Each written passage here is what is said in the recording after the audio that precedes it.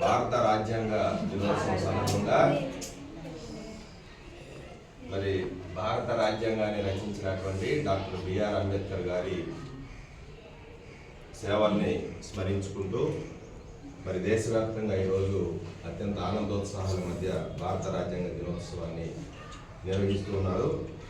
మొదటగా మనము Telangana naval unit NCC Nellore lieutenant commander and commanding officer అయినటువంటి గౌరవనీయులు శ్రీ గణేష్ గోదంగవి గారి ఆదేశాల మేరకు municipal corporation high school Rangarao Nagar నెల్లూరుకు సంబంధించినటువంటి ఎన్సిసి క్యాడెట్ల యొక్క ఆధ్వర్యంలో మరి సెకండ్ ఆఫీసర్ అయినటువంటి గుండాల నరేంద్రబాబు గారి సారథ్యంలో భారత రాజ్యాంగ దినోత్సవాన్ని నిర్వహించడం జరుగుతుంది.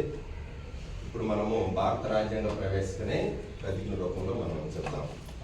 భారత ప్రజలమైన మేము భారతదేశాన్ని సర్వసత్తాక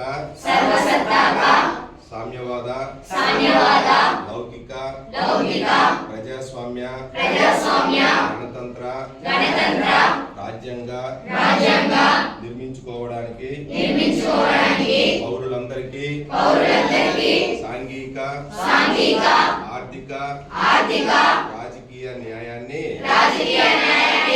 ఆలోచనలోను భావ ప్రకటనలోను విశ్వాసంలోను నమ్మకంలోను ఆరాధనలోను స్వేచ్ఛను స్థితిగతుల్లోను అవకాశాల్లోను సమానత్వాన్ని చేకూర్చడానికి అందరిలో వ్యక్తి గౌరవాన్ని జాతీయ సమైక్యతను సంరక్షిస్తూ సౌభ్రాతృత్వాన్ని పెంపొందించడానికి 1949